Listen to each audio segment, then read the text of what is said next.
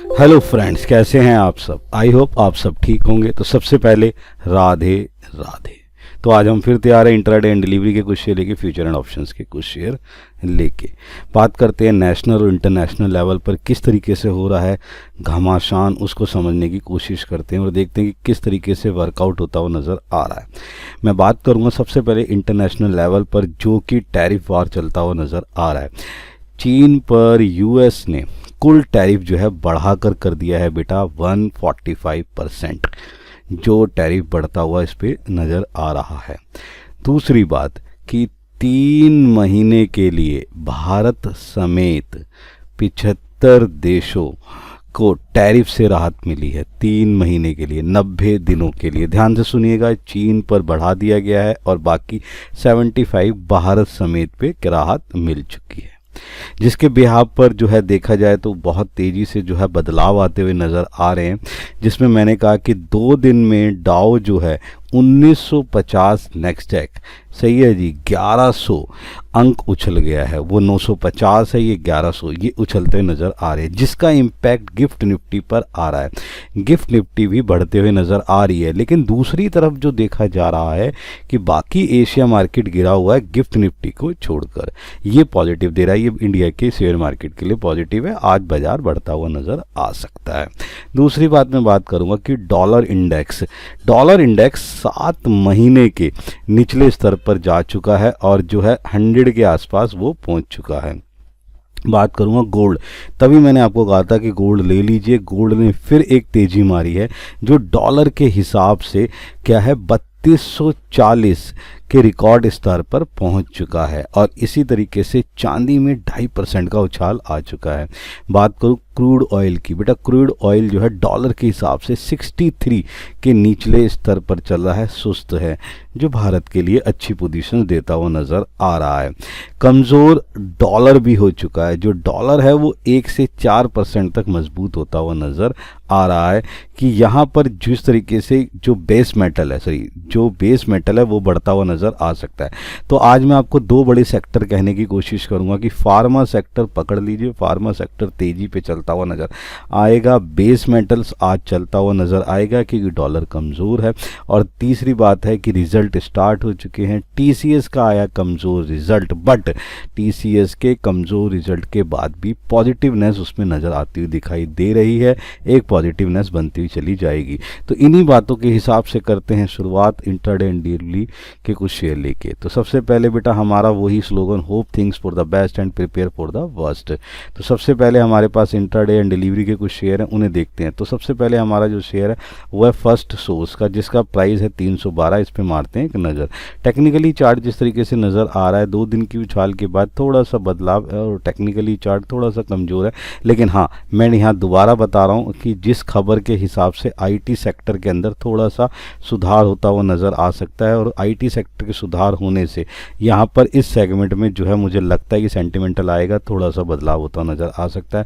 Target ले रहा हूँ 324 का, डिप के बिहाफ पे स्टॉप लॉस 308 का, एक्शन रहेगा बाय का, इस पर एक नज़र बना के चल सकते हैं। नेक्स्ट है जो हमारे पास शेयर है वो और सही है जी ग्रीन टेक का है, जिसका प्राइस है 1089। इस पे एक नज़र बनाते हैं, देखते हैं किस तरीके से वर्कआउट करता हुआ नज़र आ सकता है। टेक्निकली चार्ट बहुत ही अच्छा नज़र आ रहा है, वर्कआउट होता हुआ नज़र आ रहा है। आरएसआई और स्टोकास्टिक भी अच्छी पोजीशंस पे देते नज़र आ रहे हैं। यहाँ पर बेटे बहुत ही अच्छा ऑर्डर मिल चुका है हिमाचल रोड ने ट्रांसपोर्ट से 424 करोड़ का जो इनको ऑर्डर मिला है वो बहुत ही अच्छा है, जिसके अंदर 297 इलेक्ट्रिक सही है बसों की जो है ये सप्लाई करने के लिए तैयार है। मिला ऑर्डर जो है जिस तरीके से वर्कआउट है, और ये 11 महीनों में इन्हें जो है सारी के सारे डिलीवरी करनी होगी, जिसके भी आप पे मुझे लगता है ये पोजीशंस बढ़ती हुई नजर आएगी। टारगेट ले रहा हूँ 1115 का, डिप के भी आप पे स्टॉप लॉस रहेगा 1083 का, एक्शन रहेगा बाय का, इस पे एक नज़र बना के चल सकते हैं। नेक्स्ट है बेटे हमारे पास भारत फोर्ज का, जिस तरीके से मार्केट में बढ़ावट आई है थी उसके बाद जिस तरीके से सुधार है, तो सबसे पहले सुधार होता हुआ मुझे यहाँ नज़र आ सकता है, पोजीशन बढ़ती हुई नज़र आ सकती है। प्राइस रहेगा जिस तरीके से पोजीशंस है, प्राइस है हमारा 969 और उसके हिसाब से बढ़ता हुआ नज़र आ सकता है। टारगेट में लूँगा 988 का और स्टॉप लॉस ले रहे 959 का, एक्शन रहेगा बाय का, इस पर नज़र बना के चल सकते हैं। नेक्स्ट है बेटा हमारे पास गुड फ्रे सही है फिलिप्स का, और जिसके हिसाब से जो पोजीशन है वो क्या है बेटा 6921, इस पे पोजीशंस बना के देखते हैं। टेक्निकली चार्ट बहुत ही अच्छी पोजीशंस पे चलता हुआ नज़र आएगा, वर्कआउट लेता हुआ नज़र आएगा, पोजीशन बेटर है, शेयर में लगातार तेज़ी है। उसके बिहाफ पर मैं टारगेट ले रहा हूँ 7240, ये आज हो सकता है, मैं बता रहा हूँ कि ये आज सर्किट लगा सकता है, इस पे नज़र बना के चल सकते हैं। स्टॉप लॉस रहेगा 6890 का, एक्शन रहेगा बाय का, इस पे एक नज़र बना के चल सकते हैं। नेक्स्ट है बेटा एनबीसी। एनबीसी में हमारी नज़र बहुत ही अच्छा शेयर पोजीशन लेता हुआ चला जा रहा है, जिस तरीके से ये अपने स्टैंड को बना के रखा, बहुत ही अच्छा सस्ता शेयर, वर्कआउट करता हुआ शेयर, बहुत ही अच्छी पोजीशंस में नज़र आता हुआ दिखाई दे रहा है। मैं बताऊँगा फेज़ 3 में 1185 रेजिडेंशियल यूनिट का जो इसने बेचा है उसका जो है एक बहुत ही अच्छा वर्कआउट नज़र आ रहा है, सही है, जिसके बिहाफ पर मुझे लगता है कि ये एनबीसी जो है। अच्छा एक और चीज़ बताऊंगा, ई ऑक्शन, सही है, रेजिडेंशियल में, सही है, इसने 1504 करोड़ का कुल वैल्यूम ले लिया है यूनिट के हिसाब से, जो इसके लिए बहुत अच्छी खबर है। जिसके बिहाफ पे 87 का जो शेयर है, ठीक है ना, ये बढ़ता हुआ टारगेट में जाएगा 97। देखो कितना जो है एक पॉइंट लेता हुआ चल रहा हूँ, उसको ध्यान से देखिएगा। और स्टॉप लॉस रहेगा 86 का, एक्शन रहेगा बाय का, इस पे नज़र बना के चल सकते हैं। नेक्स्ट है अपने पास कॉपरैन का 175 का प्राइस है, इस पर एक नज़र बनाते हैं, देखते हैं किस तरीके से नज़र आता हुआ दिखाई दे सकता है। इस शेयर की बात करें तो टेक्निकली चार्ट थोड़ा सा कमज़ोर है, लेकिन बहुत ही अच्छी वर्कआउट करता हुआ नज़र आ सकता है। आरएसआई थोड़ा सा स्टोकास्टिक थोड़ा सा कमज़ोर नज़र आता है। Q4 का जो चीज़ें हैं उस पर ना एक बदलाव करते हुए नज़र आते हैं। एक माधुरी केला करके बहुत अच्छे इन्वेस्टर्स हैं, उन्होंने बड़ा 0.42% का जो हिस्सेदारी बढ़ा दी है, वो मुझे लगता है इसका एक पॉजिटिव पॉइंट नज़र आता हुआ दिखाई देगा। टारगेट 181 का, स्टॉप लॉस जो रहेगा वो 172 का, एक्शन रहेगा बाय का, इस पर एक नज़र बना के चल सकते हैं। नेक्स्ट है आपके पास यूनाइटेड स्पिरिट का, इस पे एक नज़र बनाते हैं और देखते हैं कि किस तरीके से वर्कआउट करता हुआ नज़र आ सकता है, और इसकी पोजीशंस हम देख लेते हैं। तो यहाँ पर जो है हम अपनी पोजीशंस बना लेते हैं, शेयर देख लेते हैं कि किस तरीके से ये जो पोजीशंस है कैसे करते हुए नज़र आ सकता है। टेक्निकली चार्ट बहुत ही अच्छा एक ट्रेंड लेता हुआ नज़र आ रहा है। Technically RSI stochastic daily chart में बहुत अच्छा ब्रेकआउट आया है, जिसके बिहाफ पे मैं जो टारगेट ले रहा हूँ वो टारगेट क्या है बेटा 1485 का, स्टॉप लॉस रहेगा 1440 का, एक्शन रहेगा बाय का, इस पर एक नज़र बना के चलिएगा ध्यान से। तो नेक्स्ट है हमारी कैटेगरी फ्यूचर एंड ऑप्शन की कैटेगरी, इस पे हम नज़र बनाते हैं कि किस तरीके से नज़र आती दिखाई देगी। सबसे पहले जो मैं पोजीशंस ले रहा हूँ वो ले रहा हूँ टीसीएस का, कम 1244 का, 3244 है, इस पर एक नज़र बनाते हैं, देखते हैं क्या है। टेक्निकली चार्ट देखते हैं तो जो है एक अच्छा उछाल के बाद एक पोजीशन बनाई थी, लेकिन ये रिजल्ट के बिहाफ पर है, क्योंकि 0.8% जो है आई जो है थोड़ी सी बड़ी है, थोड़ा सा पोजीशन जो है निराश होता हुआ नज़र आया है। मार्जिन भी जो है बेटा 24.52% के मुकाबले 24.2 रहा है, मिला जुला जो है पोजीशन है, लेकिन थोड़ा सा इसके हिसाब से आज थोड़ा इस पे से मुझे लग रहा है सेल होती नज़र आएगी, जिसके भी यहाँ पे टारगेट है 3175 का, और 3271 का जो है इसका स्टॉप लॉस रहेगा, सेल करके चलना है फ्यूचर में।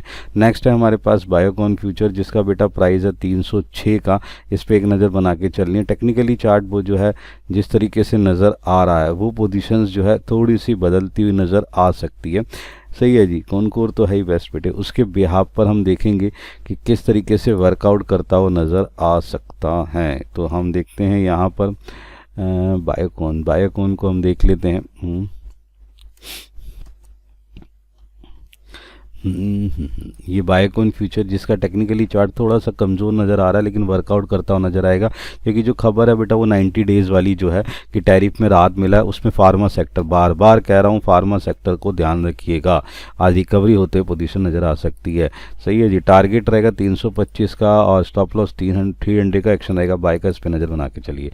नेक्स्ट अगर हम पोजीशंस को देखने की कोशिश करें तो हमारे पास जो चीज़ें चल रही हैं उसकी पोजीशंस हम देख लेते हैं। तो हमारे पास जो बेटे रहेगा वो मैं बता देता हूँ आपको, जो पोजीशंस हैं वो पोजीशंस रहेगी कॉनकोर के अंदर। कॉनकोर का बेटा आपने ध्यान रखना है, पोजीशंस लेके चलनी है। कॉनकोर के अंदर एक ऑप्शन का मैं लेके चल रहा हूँ, द रीज़न बिहाइंड कि सरकारी शेयरों में रिकवरी होने की उम्मीद है।